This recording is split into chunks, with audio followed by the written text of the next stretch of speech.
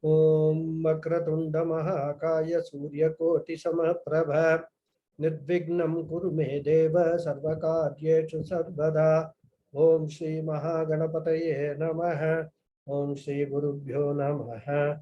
Harihi Om Sadashiva Samarambham Shankaracharya Madhyamam Asmadacharya Padyantam Vande Guru Paramparam Asmad Gurubhyo Namaha. श्रुतिस्मृतिपुराणानामालयं करुणालयं Namami भगवत्पादं शङ्करं लोकशङ्करं शङ्करं शङ्कराचार्यं केशवं बादरायणं सूत्रभाष्यकृतौ वन्दे भगवन्तौ पुनः पुनः ईश्वरो गुरुरात्मेति मूर्तिभेदविभागिने व्योमवद्व्याप्तदेहाय दक्षिणामूर्तये नमः। ओम श्री मेधा दक्षिणामूर्ति स्वामिने नमः। ओम सहनाववतु सहनौ भुनक्तु सह वीर्यं करवावहै तेजस्विनावधीतमस्तु मा विद्विषावहै। ओम शांति शांति शांति। हरिः ओम श्री गुरुभ्यो नमः। हरिः ओम।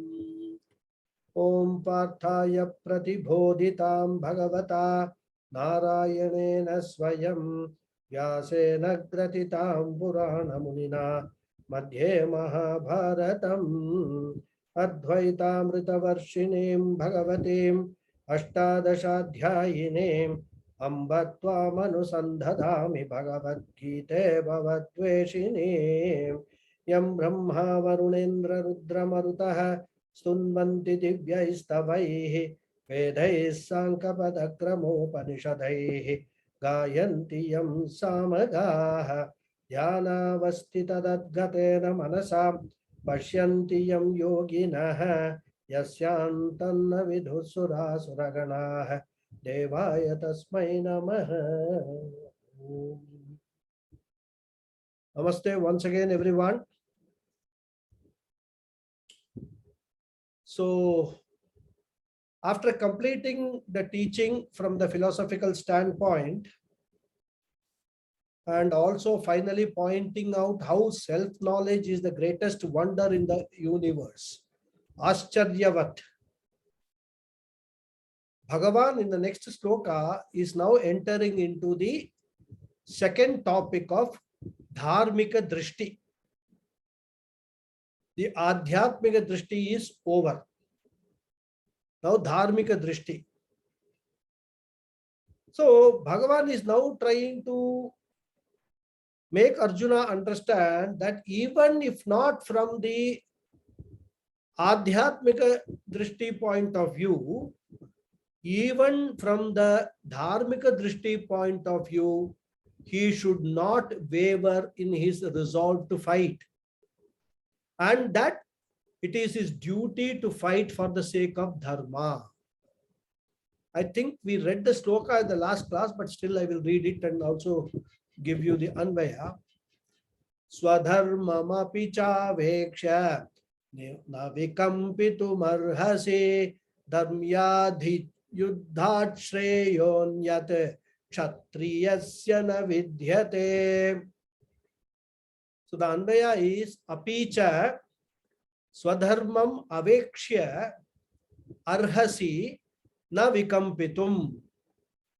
Hi kshatriyasya na anyat vidyate shreyah dharmyat yuddhat.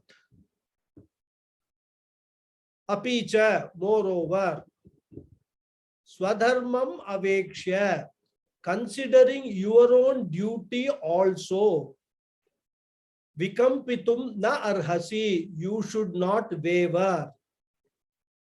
He, because kshatriyasya, for a kshatriya, for a warrior, na anyat vidyate, nothing else is shreyah, greater, dharmyat yuddhat, than a righteous war, a dharmic war. So what Bhagavan is saying is, in addition to all that I have told in the previous 10-12 slokas, considering that your own duty also, you should not waver. Because for a warrior, nothing else is greater than a righteous war or a dharmic war. So as I said, with the previous verse, Bhagavan Krishna has concluded the discussion of Atma Jnanam or Atma Anatma Viveka. And Krishna has given the best medicine for Arjuna's sorrow and also for his delusion. Because if we recall, what was Arjuna's delusion? Whether I should fight the war or not. That delusion must go. And in addition to that, Arjuna must also be ready to fight this Dharma Yuddham. These were the two objectives with which Bhagavan Krishna started. Because ahimsa is a paramo dharma. No doubt about it. Our scriptures talk that ahimsa is one of the most important dharmas. But misplaced ahimsa is as much bad as misplaced himsa. So in the name of non-violence, Arjuna should not withdraw from the war. Because once the non-violent methods are exhausted for the sake of law and order, or say for the sake of dharma, a Kshatriya should be ready to take to even violent methods. And that's why the scriptures point out the 4-step resolution process for any dispute. Sama, Dana, Beda, Dhanda. So violence or himsa or yuddha as a last resort is a dharmic method only. That we must very clearly understand. Therefore, Arjuna should fight this war. And for that purpose only, Bhagavan Krishna is approaching from 3 different levels rather, which I said in the introduction. Adhyatmika Drishti, Dharmika Drishti, and later on he will come to the Laukika Drishti also, the empirical level. He will come to that.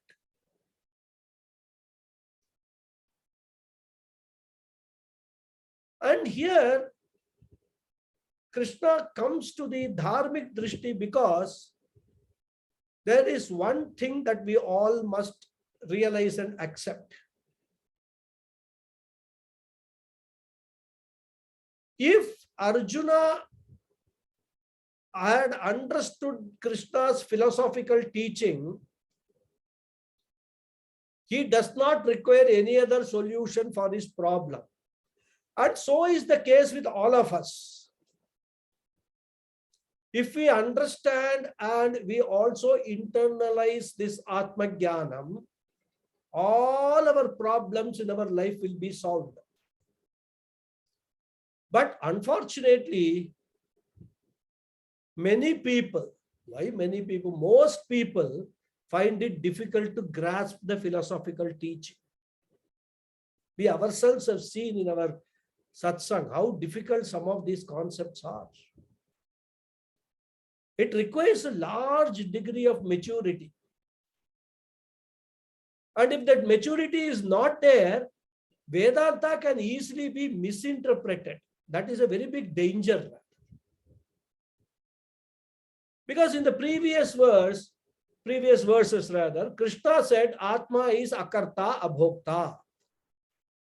And being Akarta and Abhokta, it does not have any punyam or papam. Because it does not do any action, nor it enjoys any results of action. Now, this somebody can latch on, and a person can go on doing akramam, all sorts of mischief, misdeeds, then eventually he can say, after all, I am Atma, I am Akarta, Abhokta, all these are not my actions. These are all the actions of my body, mind, sense complex. I am Asangaha. All that, if we he will use all these terminologies to justify what akramam he is doing. So just as Krishna is asking Arjuna to fight, that fellow is also say, when Krishna himself is asking Arjuna to fight, so I should also fight and kill people. I will also kill somebody else, and after all, this body is perishable, Atma is eternal. All this he can quote. He will quote, he will remember this Dehi Nityamavadyoyam Dehe Sarvasya Bharata. He will quote all these things. He will say, after all, Krishna himself said the body is mortal. So what is wrong in killing a person? I have not killed the real person. I have not killed the Atma. And that is what Krishna has told Arjuna. Atma is eternal. Therefore, every murderer, every violent person can abuse Vedanta teaching. And that abuse means that the person has not understood the Vedanta. He has not internalized the real teaching, because real Vedanta is never against Dharma. Vedanta can coexist only with Dharma. And that is why after teaching Vedanta, Bhagavan Krishna wants to come down to the next level, that is to dharmic angle. And he says, Arjuna, from dharmic angle also fighting this war is proper. Bhishma is to be killed not because his body is mortal, or Drona is to be killed not because his body is mortal. That the bodies are mortal does not mean that we go on killing everyone. But Bhishma and Drona are to be killed because they are in the adharmic group. They have chosen to be in the army of Duryodhana. Duryodhana is adharma personified. So even though Bhishma himself may be a great person, even though Drona might have been great and taught this warfare to everybody, unfortunately they have joined Duryodhana. Therefore, from ethical angle, whether you know philosophy or not, it does not matter. Analyzing from ethical angle, moral angle, dharmic angle, Arjuna, you have to fight this war. And that is why Bhagavan Krishna starts this dharmic angle presentation from the verse 31. And this will go up to verse 33. There are 3 verses he talks about from the dharmic angle, emphasizing that Arjuna has to fight.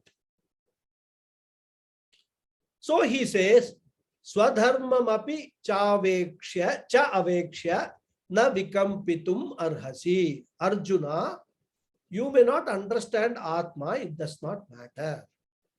From the standpoint of your duty, Swadharma, you should never have any hesitation. You should never waver. You should not think that though they are all my gurus, they are elders, because in this situation, dharma is most important. And dharma is shashwatam. Dharma is eternal. It is a universal system, sanatana dharma. And here Bhagavan Krishna uses the word swadharma. Swadharma is a very highly technical word. So we need to have, if not a very detailed idea, a brief idea about what Swadharma means. Of course, in later slokas, we will be discussing this topic in more detail, because throughout Bhagavad Gita, Bhagavan keeps on emphasizing on Swadharma alone. Everybody should do their assigned duties. So in our scriptures, dharma is classified broadly into 2 types. One is called Samanya Dharma, which is sort of general values. Here we can translate the word dharma as values, okay, or practices or duty. We can translate that. So Samanya Dharma is general duty which is applicable to everybody. Another is called Vishesha Dharma, which is applicable to specific groups of people. This is how the dharma is classified in our scriptures. Samanya Dharma means a universal dharma. It does not depend upon a person's varna, whether he is a Brahmana, Kshatriya, Vaishya, or Shudra, whether he is a male or a female, whether one is a brahmachari, a grihastha, a vanaprasthi, or a sannyasi. It does not depend upon any of these classifications. Samanya Dharma are general rules, universal rules, which broadly are further classified into yamas and niyamas. Those who know Yoga Shastra will understand what yama, because the entire Yoga Shastra, these days, unfortunately, what has happened is somebody says, I am practicing yoga. All that person is practicing is some yogasanas. He is not practicing yama, he is not practicing niyama, he is only practicing some asanas. And also the other 5 angas of the Yoga Shastra, he does not practice. Because he has learnt a few asanas, which is only 1/8 of the Yoga Shastra. Everybody claims, I am a practitioner of yoga, I am doing yoga, I am teaching yoga. That is another very big, claim. I am teaching yoga. Ask those people to recite one sutra from Patanjali's Yoga Sutras, they won't be able to do it.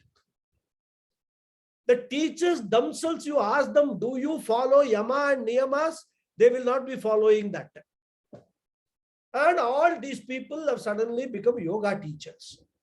Anyhow, that's a different topic. So the Shastras, especially the Yoga Shastra, classifies the general rules, the general duties as yama and niyama, which everyone has to follow. For example, ahimsa is a samanya dharma. Satyam, speaking truth, is a universal dharma. Asteyam, not stealing, not taking somebody else's property, is a universal dharma. Brahmacharya, chastity both in physical form and also in your thought process. That's called brahmacharyam, is another universal dharma. Aparigraham, simplicity, is another dharma.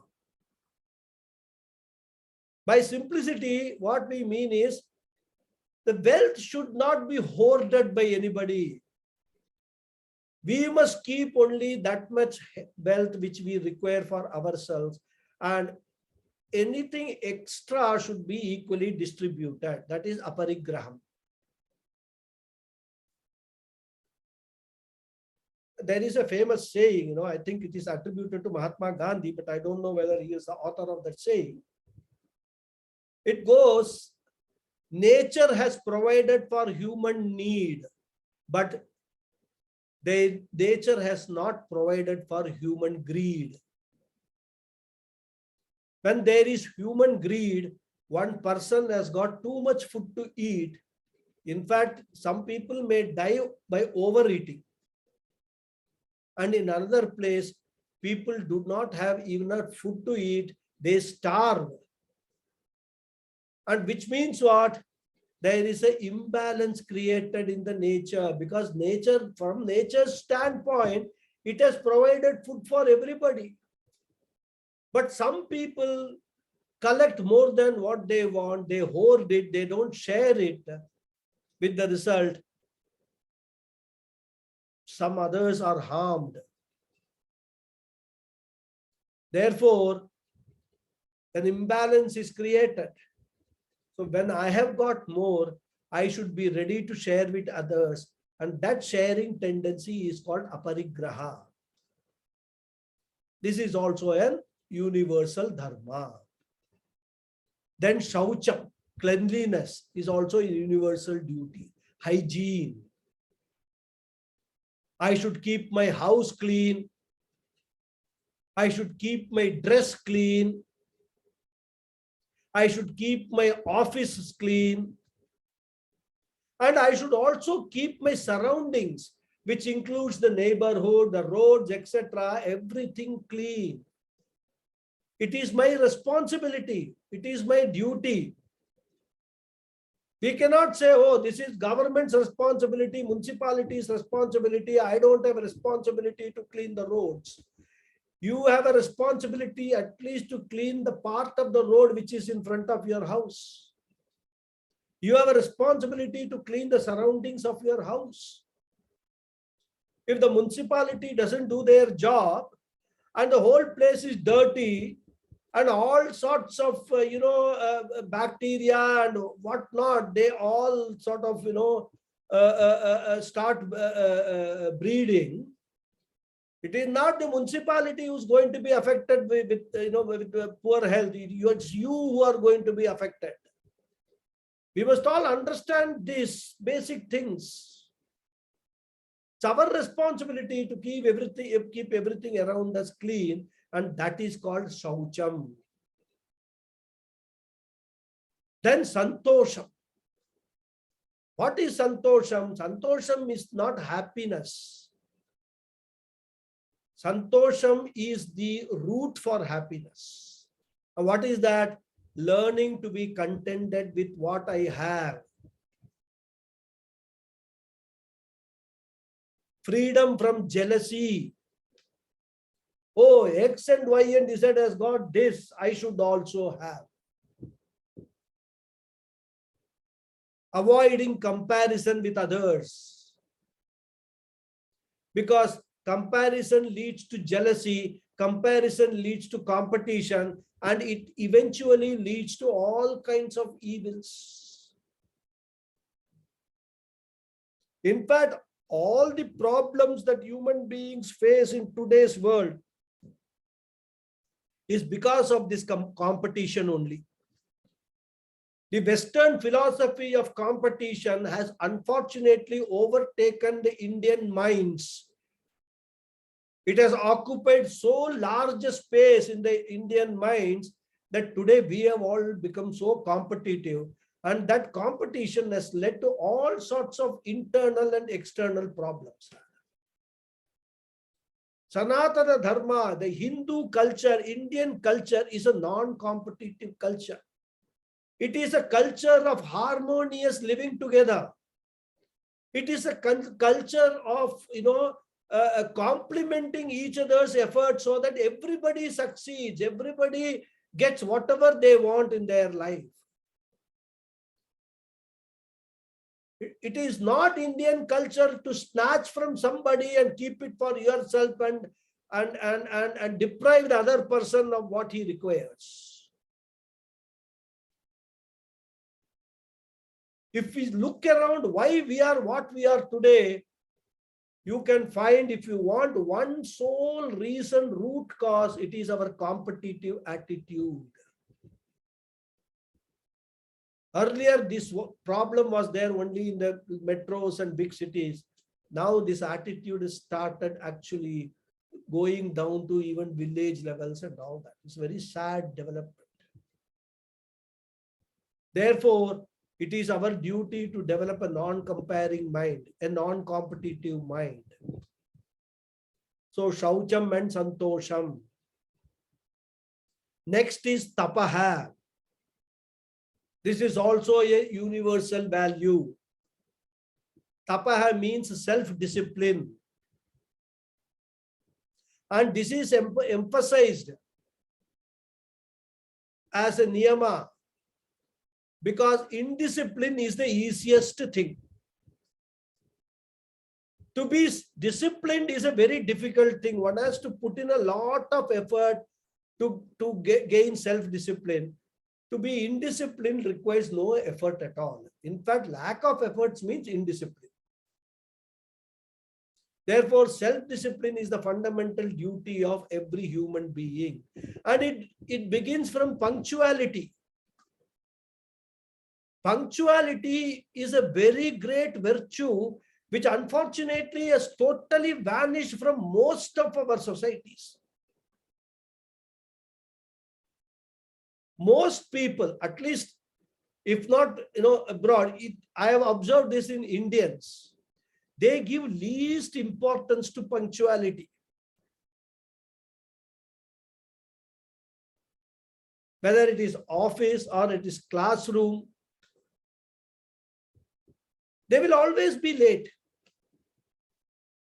Especially in the corporate world, it has become a habit in meetings where some people think that being late to a meeting shows their importance to others. So when everybody is seated and all that and waiting, these people will walk in like some big, king or Maharaja and all that. So everybody should understand, oh, he's such a big person, very busy person. He must have been busy elsewhere. And that is why he is late for this meeting. It's the most inhuman attitude. The latecomers cause untold hardship to those who practice punctuality as a dharma. The people who come 5 minutes before the meeting and wait there for the other people to join, that trauma which is caused to them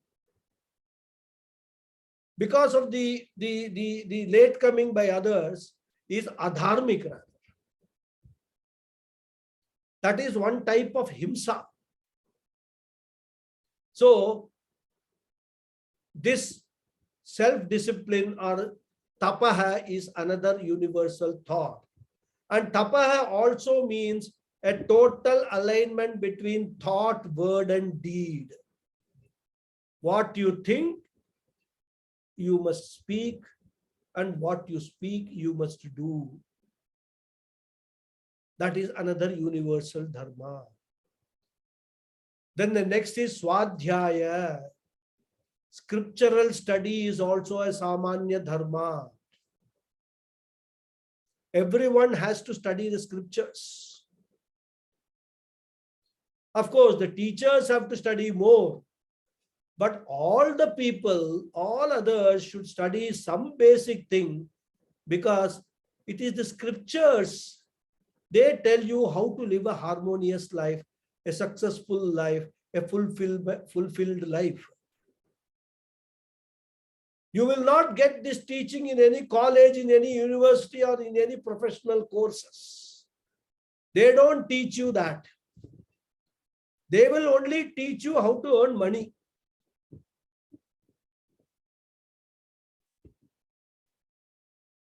If you take the example of a marriage, nowadays, say if some boy is 25, 30 years old, or a girl is say 20, 25 years old, they are taken as ready for marriage. No other qualification is required. If at all you look for qualification, the boy should be very well placed in a good job, earning in dollars probably. The girl should be well educated. The girl also, preferably, most of the cases, she should be employed. She should have the qualification that if she is going to relocate to another place, there it should be easy for her to get a job. These are all the so-called qualifications that we look for in marriages these days. And all this because of our university education, college education, money has become the most important objective in our mind. Nobody is taught how to treat your wife.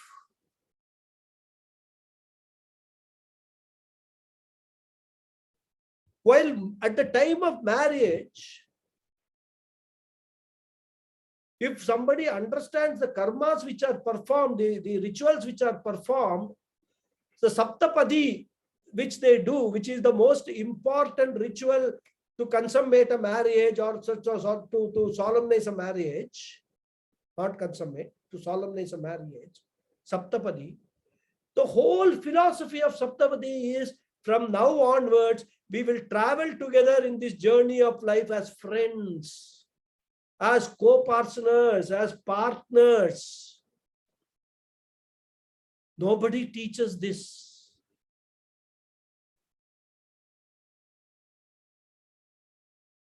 So what happens after the marriage? Somebody takes somebody as a dharma patni. That's why the word dharma patni is used. Dharma patni means the husband and wife have to conduct their life then onwards in a dharmic manner, observing all the dharmic rules, both samanya dharma as well as vishesha dharma. We will talk about vishesha dharma a little later. But is that taught to anybody today? I have seen that most of these youngsters don't even have an habit of spending 5 minutes in prayers before an altar, either at home or even visiting a temple at least once a week. Their 24/7 thinking thought process is, how do I make more money? How do I make more money? How do I make more money? This is the thought process. They don't understand that in our culture, marriage is a dharmic commitment. And to do that, some degree of scriptural studies are required. And that is why it is put as a samanya dharma.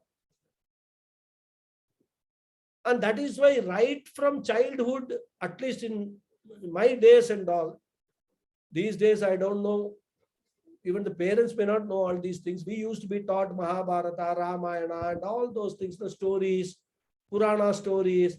Amar Chitra Katha comes, beautiful, children for children, in a comical style, comic style stories are told. Children who have studied all these things, by and large, will understand the value of following a dharmic life. So therefore, Swadhyaya is a Samanya Dharma. Then finally, Ishvara Pranidhana. Ishvara Pranidhana, surrender to the Lord. That is another Samanya Dharma. So 5 yamas and 5 niyamas. What are the yamas? Ahimsa, Satya, Asteya, Brahmacharya, Aparigraha are the yamas. And niyamas are Shaucha, Santosha, Tapas, Swadhyaya, Ishvara Pranidhana. So these are the Dasha Samanya Dharma. Everyone has to follow all these 10. Without exception, whether he is an Indian, whether he is an American, whether he is an African, Sanatana Dharma applies to everybody. And these are universal values. Many of these values are reflected in other religions also, in their scriptures also. For example, Asteya. Thou shalt not covet the others' property. I don't exactly remember what are the 10 commandments, right? They are all the 10 commandments which are given are nothing but yama and niyama rules, rather. Told in a language which is understood by people who follow those, that religion. So these are universal in nature. So these are all the Samanya Dharmas. Then we have got the Vishesha Dharmas, specific duties. And these specific duties, they will vary from group to group. So for a Brahmana, a separate set of duties. For a Kshatriya, separate set of duties. For a Vaishya, separate set of duties. And then even within that, For a brahmachari, a separate set of duties. For a grihastha, sannyasi, separate set of duties. Then within that also, if one is a male, a certain set of duties, one is a female, another set of duties. Then further subdivision is there. In the office also we follow that, isn't it? The duties are depending upon what designation one has got.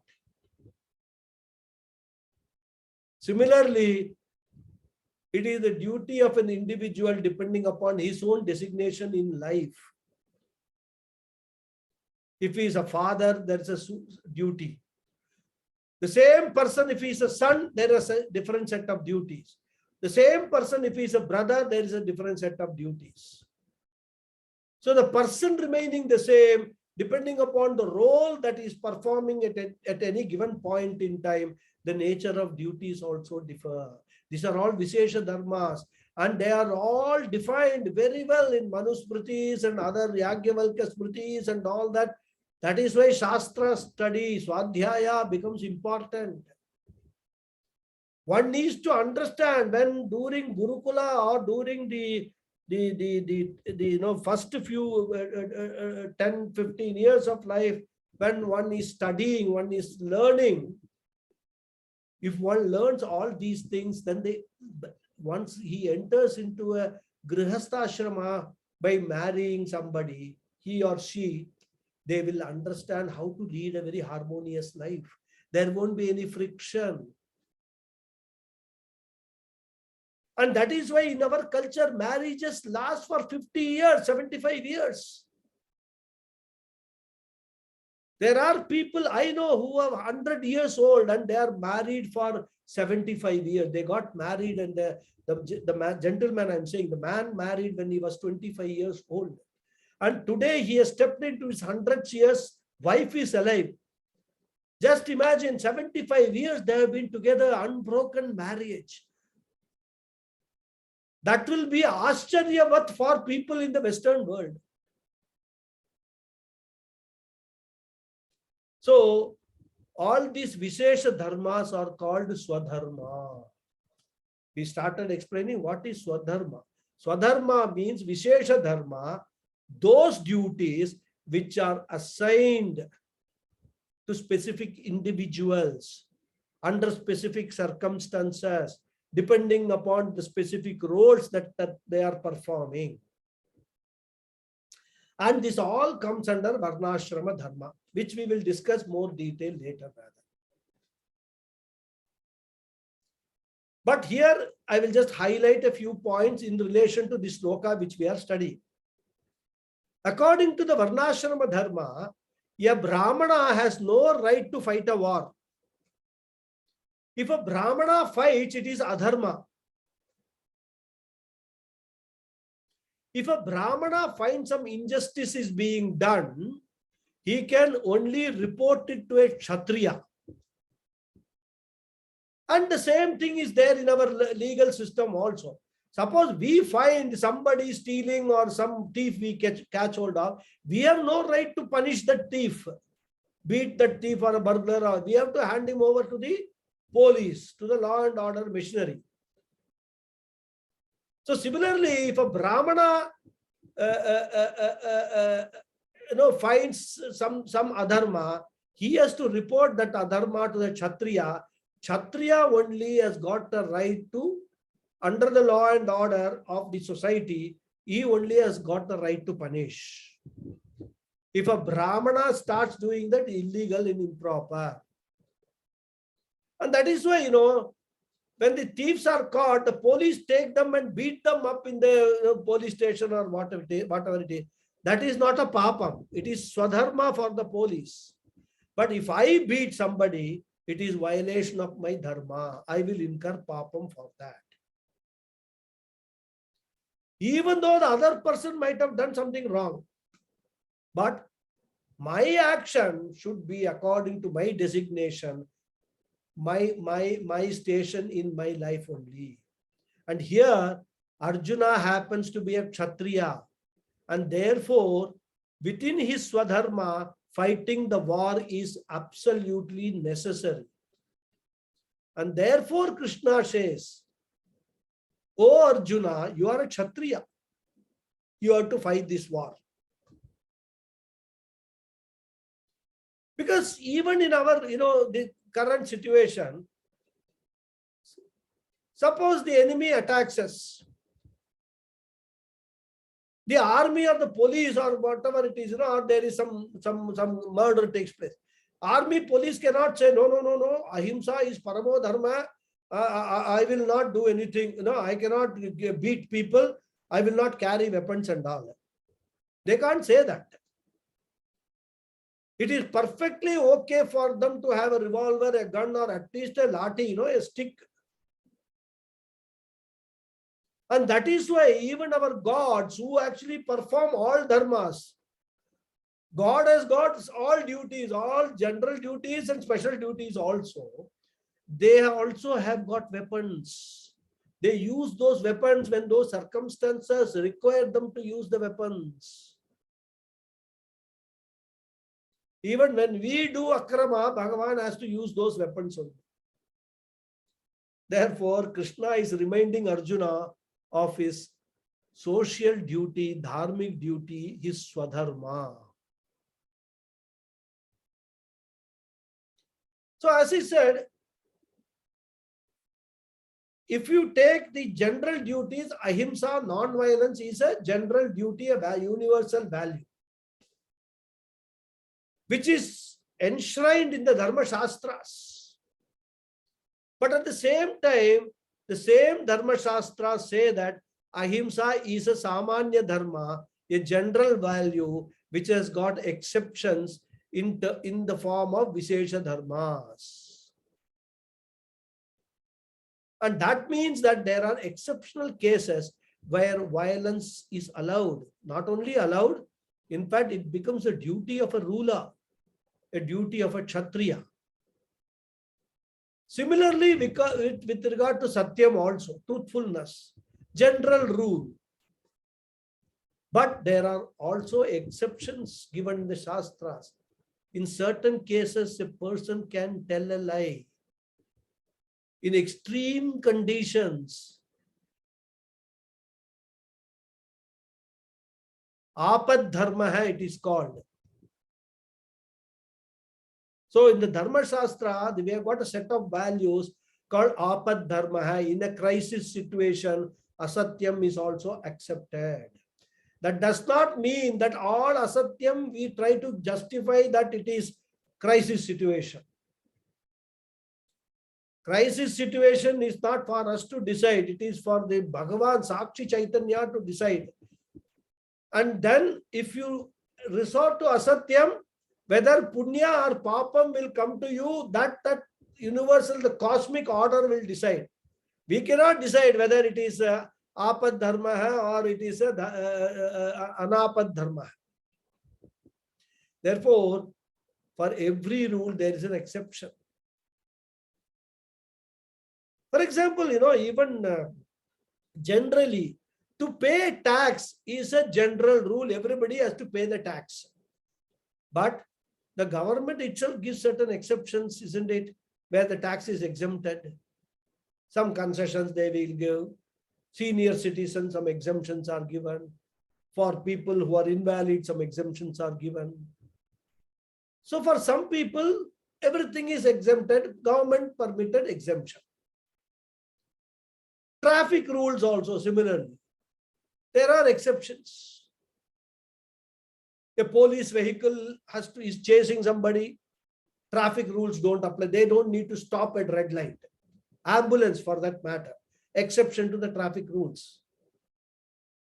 Similarly, it's like president's vehicles or VIP's vehicles and all, the minister's vehicles and all. They are all exempted. They can go on the other side of the road also. Nothing is no problem. If there is a traffic jam on this side and they have to hurry to go somewhere, they can go to the other side of the road. They can drive on the wrong lanes, on the wrong side of the road. Nothing will happen. They are all exempted category people. So even though ahimsa is a samanya dharma, there are exceptions. In Sanskrit, a general rule is called utsargaha. and an exception is called apavadaha. And every utsarga has got an apavada. Those Sanskrit students who are studying Panini and grammar, Panini sutras, they will understand utsarga apavada, because Panini's Ashtadhyayi is all grammar rules, and for every rules Panini ji has also given the apavada. This rule will not generally apply, but not apply in these exceptional circumstances. So utsarga or aparadha are general rules and exceptions. Similarly, for Arjuna, the utsarga rule is that he should not kill people. He should follow ahimsa, that is utsarga. But apavada rule is killing is allowed for the sake of maintaining dharma, maintaining law and order. And there also, it is not that a Kshatriya can straight away go and start killing people. There also the Dharma Shastra says a Kshatriya has to follow Sama, Dhana, Bheda. So after trying all non-violent methods only, if all of them fail, then for the sake of Dharma, Yuddha is required. Therefore, Dharma Yuddha is perfectly ethical.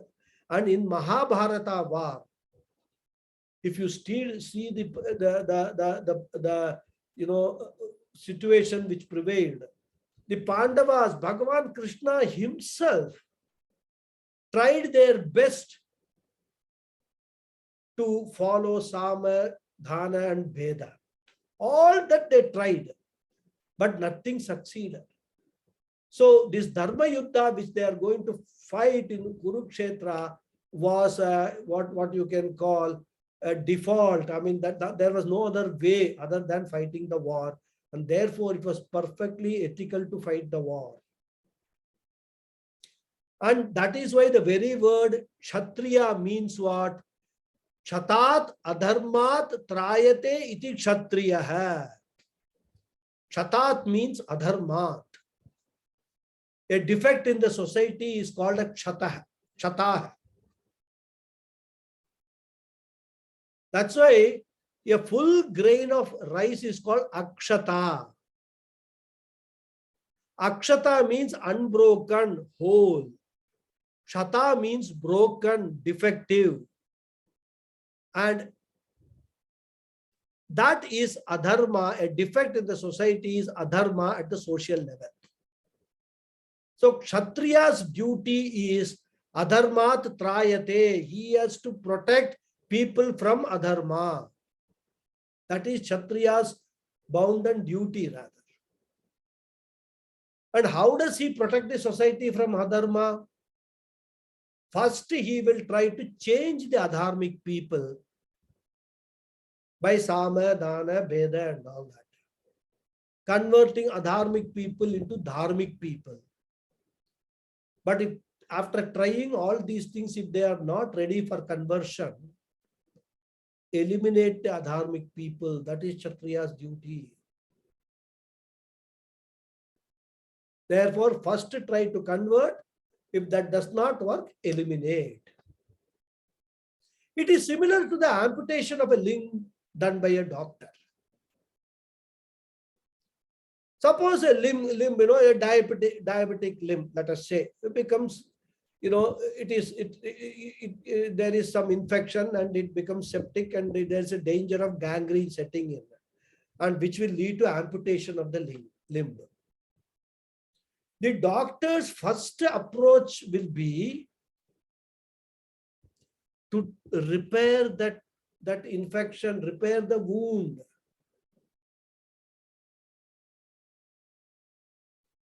Convert the defective limb into a healthy limb, unhealthy limb into a healthy limb by giving treatment. When that is not possible, that is if the treatment doesn't succeed and the infection is not controlled, it is going on spreading on the contrary. And if there is a danger of that unhealthy limb affecting the entire body, what does the doctor do? eliminate, amputation, remove that limb. And that is capital punishment. From a society point of view, eliminating of such adharmic people is not at all, from a dharma point of view, I'm saying, I'm not talking from the criminal procedure code or IPC, Indian Penal Code and all that. From our shastric point of view, elimination of adharmic people is not at all a papa. That is why Bhagavan says, Paritranaya sadhunam vinashaya cha dushkritam. Vinashaya, to kill, to eliminate them.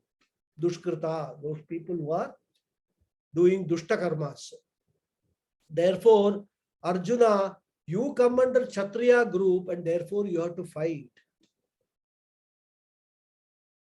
And Arjuna, remember, this maintenance of law and order is not the duty of all the people. Even in our society, everybody is not in charge of maintaining law and order. Just as here also, we have no right to punish a person who is a criminal, who has done a crime. Similarly, at the society level also, a Kshatriya's duty is to protect the society from such adharmic people. So, though only those who have got punishment as their swadharma, which will belong to a segment of the society, whoever is in charge of the law and order, they only have a right to punish. And in the Varnashrama Dharma scheme of things, this right or this right is given to a Kshatriya, not to a Vaishya, not to a Brahmana, not to a Shudra. They have no right to fight. So Bhagavan says, hey Arjuna, you alone have got the right to punish. And not only a right, since it is your duty, you should punish. And therefore, Swadharma api chaveksha, considering your own jati dharma or varna dharma, considering your own Kshatriya varna, that you belong to Kshatriya varna, na vikampitum arhasi. Arjuna, you should not act like a Brahmana. It is fine for a Brahmana to follow non-violence. Vaishya should follow non-violence. Shudra should follow non-violence. Kshatriya also should follow non-violence generally, but he should take to violence in particular cases. Therefore, when Bhagavan is using the word Kshatriya, what he means is that he is reminding Arjuna that, hey Arjuna, you are not a Brahmana, you are not a Vaishya, you are not a Shudra, you are a Kshatriya, you remember. And you are not new to our Dharmic Shastras, you have studied everything. Now, why is this delusion in you? Why are you confused at this stage? And that is all Krishna knows coming out of moha, the attachment. That's why in the beginning, the initial classes, when I discussed about attachment and moha and all that, how attachment leads to adharma, now here that is getting highlighted in this particular sloka. And this is highlighted in another instance in the Mahabharata war. Dronacharya is born a Brahmana. And therefore, he is not supposed to take to violence. But he takes to war. He joins Duryodhana's side.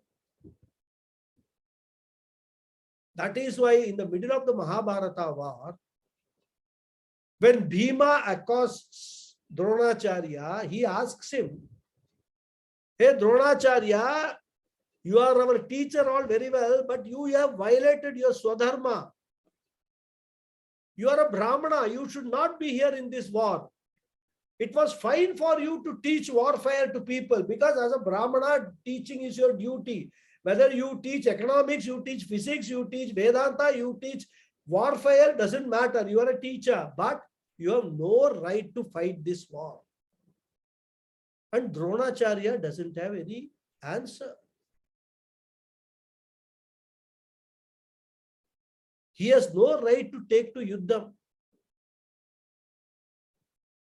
So therefore, when everybody criticized Dronacharya, he does not have an answer. So if Drona fights, it is wrong. If Arjuna does not fight, also it is wrong. Therefore, Arjuna, na vikampitum arhasi. You should not waver in your resolve to fight. Then Krishna continues. On the other hand, you should look upon this opportunity as a great blessing. Do not look upon this war as a tragedy, as a curse, but look upon this war as an opportunity to sacrifice your life for the sake of dharma.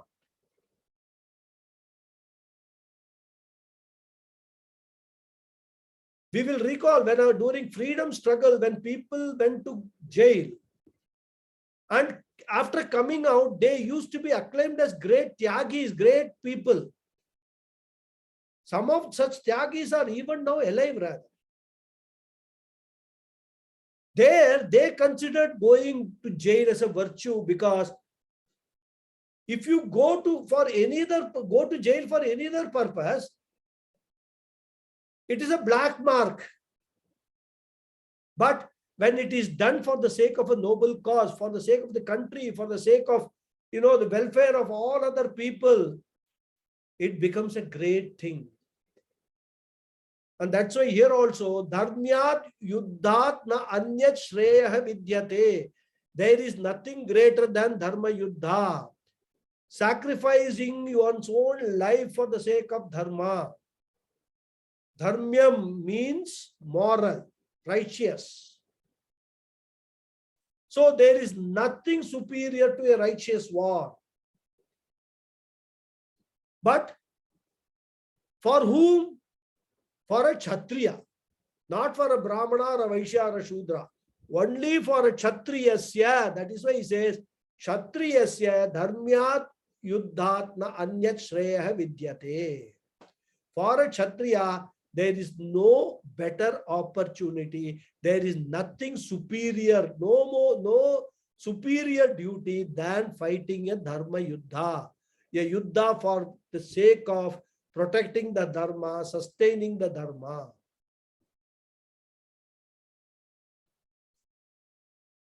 And in the next sloka, I think we are almost, time is over. Yeah.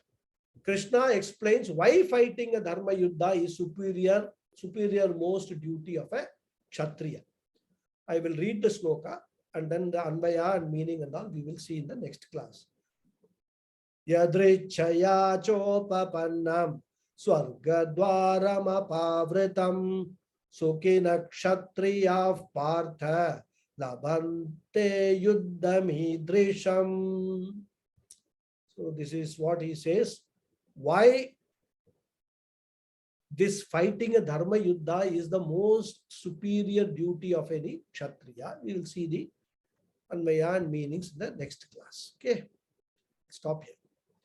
Om Purnamadav Purnamidam Purnat Purnamudachyate Purnasya Purnamadhaya Purnameva Vasishyate.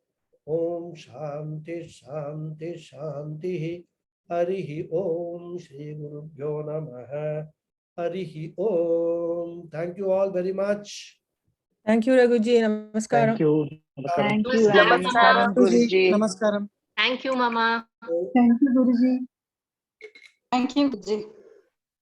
Thank you. Thank you very much, Guruji. Thank you very much. I just wanted to ask you, according to this sloka, the Brahmins cannot fight.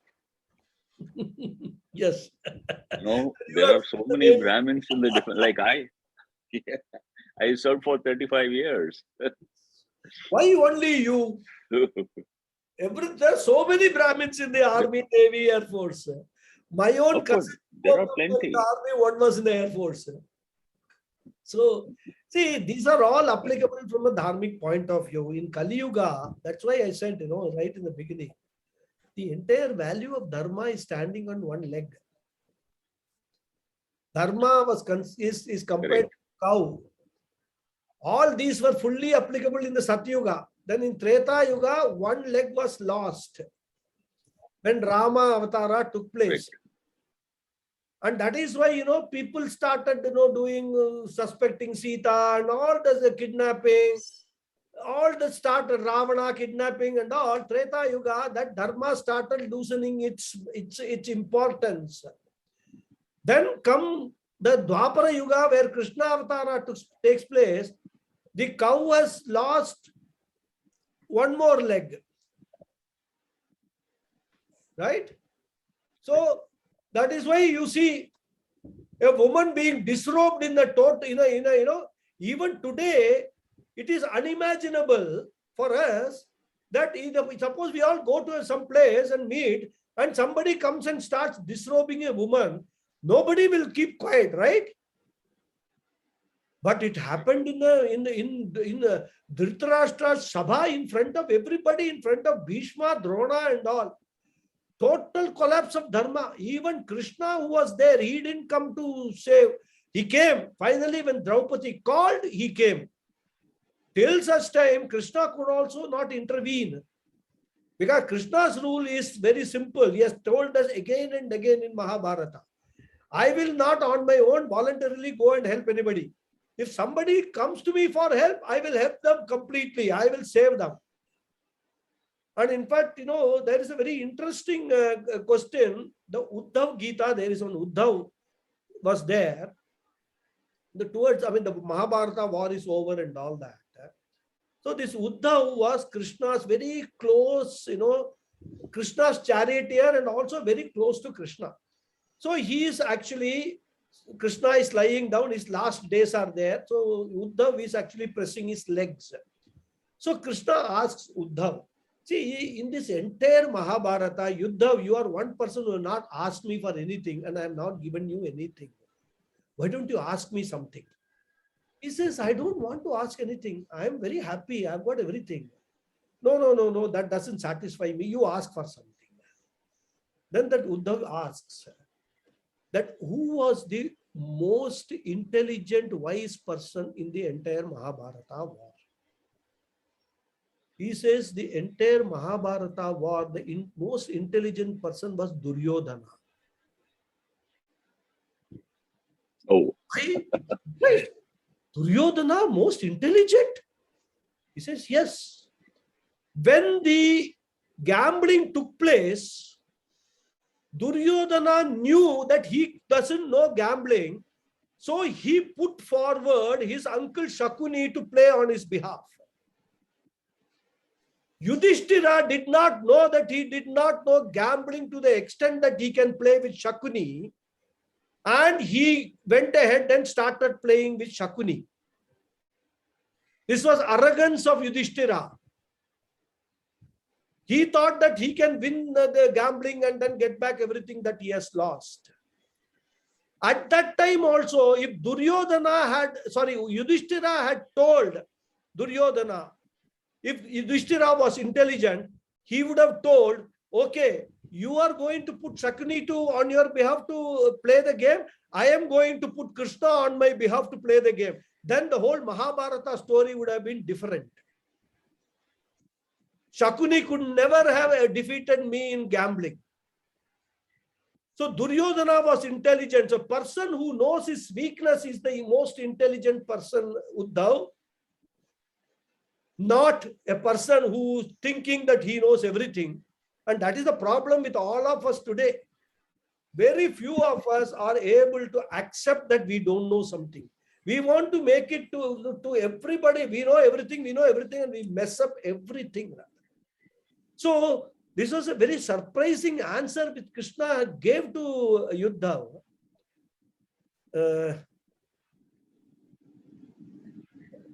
Okay. So what I'm saying is, no, Krishna says, I will go and help only when I am called. And that is why when Draupadi's disrobing was going on, I was only standing at the door. I did not intervene. But when Draupadi finally gave up and said, hey, Krishna, help me. When she called out to me, immediately I came and I then set the whole thing right. I made Dushasana and Duryodhana completely tired by going on, that story we all know that. So that is what we have to understand in Kali Yuga. This dharma, we are only talking dharma in the classes, Vedanta classes. How many people are talking, and even amongst ourselves, how many people are all actually following all the dharmic rules? Even teachers, I'm telling you. According to me,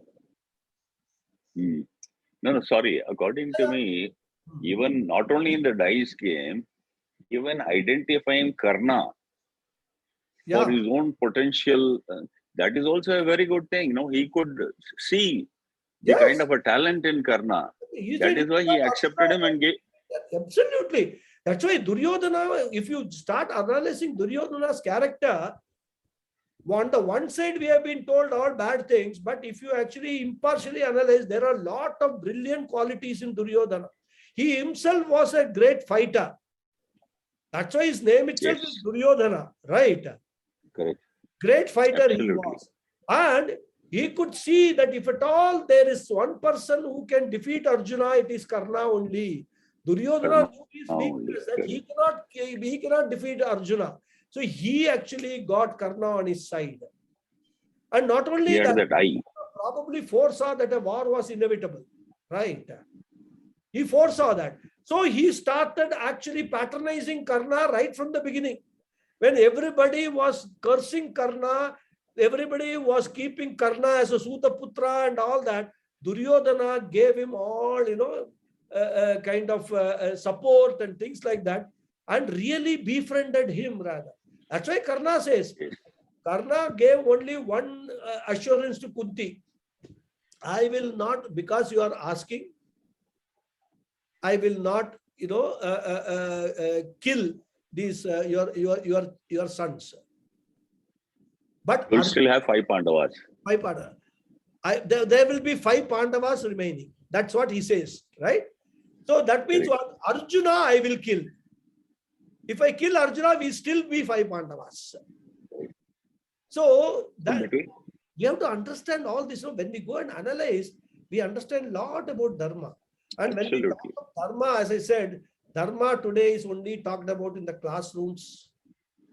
That especially Vedanta or religious classrooms, and somebody is talking, Bhagavatam, Bhagavata Purana talks, or all those places people will talk dharma. Nowadays, ministers are all getting jailed for different reasons. Yeah.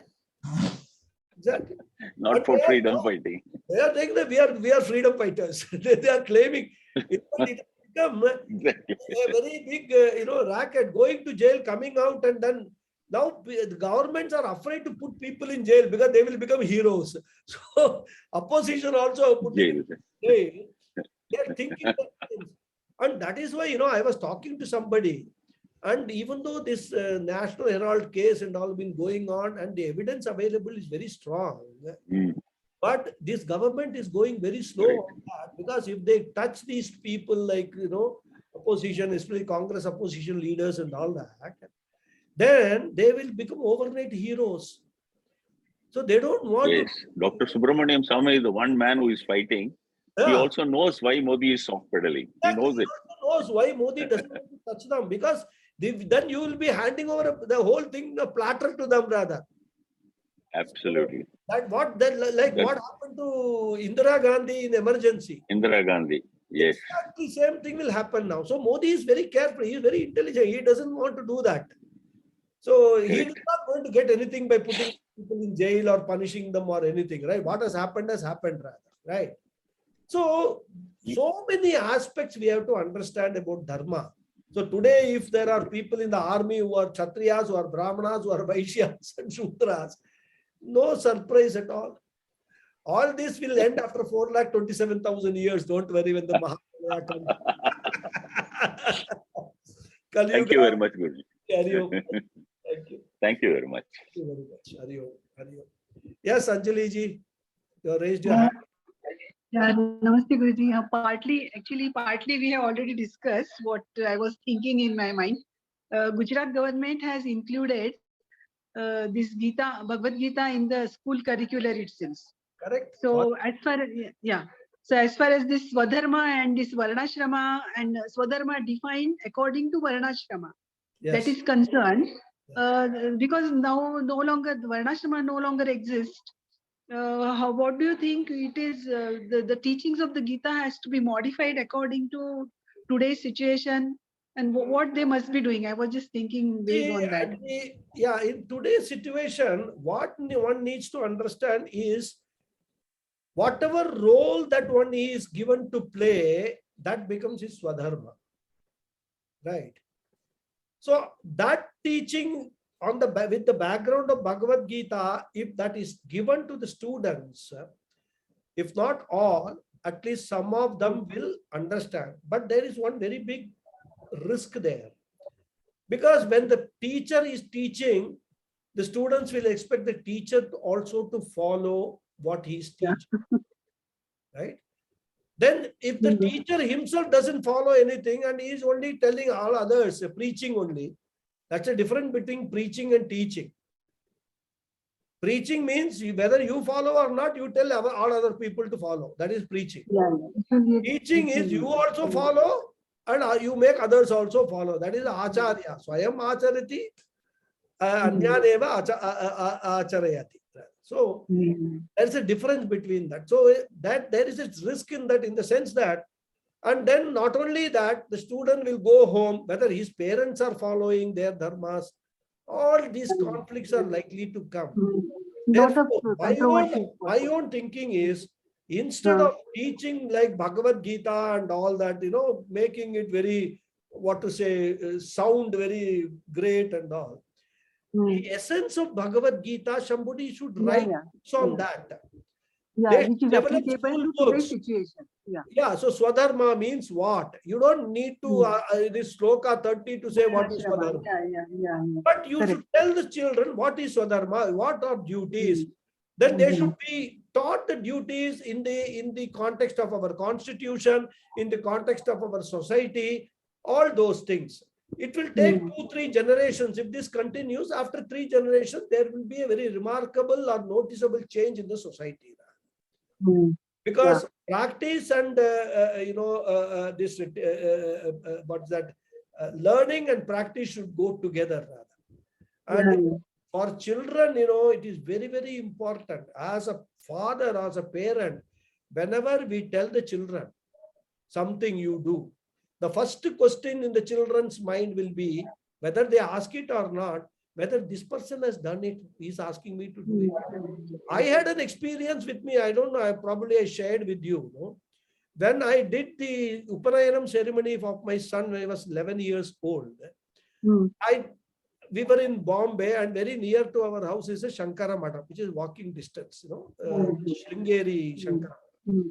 There, when I did this Upanayanam, I learned that there was one Acharya who had come from Karnataka and who has started Veda classes there for beginners. So I told my son the day after the Upanayanam that I heard some Acharya started in the temple, in the Sharda Mata, in this thing. Why don't you go and learn Vedas? Because I'm very keen that you should learn Vedas. The question he asked immediately, have you learned Vedas? And I told him, no, I was in Delhi. There was no opportunity for me to learn and this and that. He said, Daddy, don't give me all these excuses. What you have not done in your life, why do you expect me to do? Going to school and studying itself is a big burden for me. You are asking me to learn Vedas also over and above that. I am not going to go anywhere. Straight away he told me. And I had no answer. He says, all these are, if you are very keen, if you are very keen to learn Vedas, you would have found a way to learn it. Now, when you are 50 years old, you are telling me to do it. I won't do it. Then that night, actually, I slept.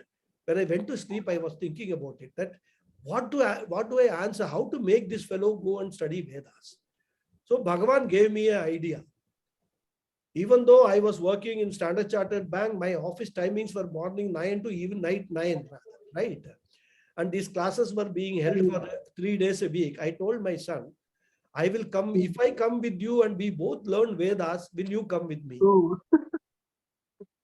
So he said, if you come, I will learn along with you. But don't try to do anything. Ask me to do which you don't do it. So then I decided that on those days, I will come home. Eye-opening. Come home, but because the classes were at 7:30, I will come home. I will wash my feet and all, change myself. Because in the Veda class, you can't go with the pant, shirt and all that. You have to wear dhoti and no upper cloth. And that upper cloth we have got, that Anga Vastram and all. Strict rules were there.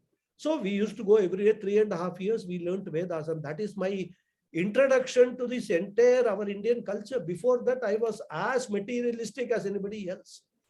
So why I am saying all this is, my son was my nimitta for me to get into this entire thing. Then Vedanta followed Veda, and today I am here. All thanks to my son. One question of my son, did you do it or not? True. So this is how the entire cosmic order works, rather. That is how my karma unfolds, rather. There is a nimitta always around for us for our karma to unfold. Good way, rather. Otherwise, also there will be nimittas for our bad karmas to unfold also, rather. So what my own thought process is that all this is all very fine, very romantic to say Bhagavad Gita we are teaching and all that. Yeah, great. According to me, they should teach the essence of Bhagavad Gita in the context of today's society, what it is and how they should, And of course, there are very good things like when we are talking about, as I said, Varnashrama Dharma. In Ashrama Dharma, Grihastha Dharma means what? Brahmacharya Dharma means what? Whatever they are able to follow, we must encourage them to follow. If anybody understands what is the Grihastha Dharma, there will be no broken families. Husband and wife will harmoniously work together. And their whole this thing is not to make children. Making children is a byproduct of any marriage. Unfortunately, that has become the sole purpose of today's marriage. Husband and wife together has to sustain the dharma in the society. They have to look for people who are all destitute people, feed them, help them. Together they have to do all these dharmas. So there are some beautiful aspects of our Sanatana Dharma. All these things you should teach our children that this is how our society was. And for whatever has happened 1,000 years, everything, a lot of things we have lost. But still, it is redeemable. Another 100, 200 years, we can bring back the society to what it was earlier. The glory of the society can be regained. And for that, the process has to start from now itself. That is what is my personal view, rather. But it's a good thing, whatever it is, if the teacher is good enough, he is in the garb of Bhagavad Gita, if he is able to convey this content, what I am saying, that will be really very good. And in fact, other states everywhere, they should start following it. But the moment you do it, we have got all this kind of, dividing the society and things like that and all. People don't understand that these are all Samanya Dharma, these are all general rules applicable for everybody. They don't understand what to do. We had value education. Yeah. We had value education classes. Exactly, we had. When we were young, you will remember that when we were young, we Yes. had a subject called moral. I had a study called social studies, a topic called social studies. There, all value education was given. The moral science was what? And even in a Christian thing, Yeah, convent, they had a subject called moral science. correct. These days, I see that there is no such value education. Nothing subject. now. All gone. So instead of Yes, that, there is value education. The value means money. Education for earning money. that's unfortunate. That's a sad part. What to do? Okay, thank For us, you. we are learning Bhagavad Gita, so we are at least having an opportunity to understand all those things about the society which was there once upon a time. That's it.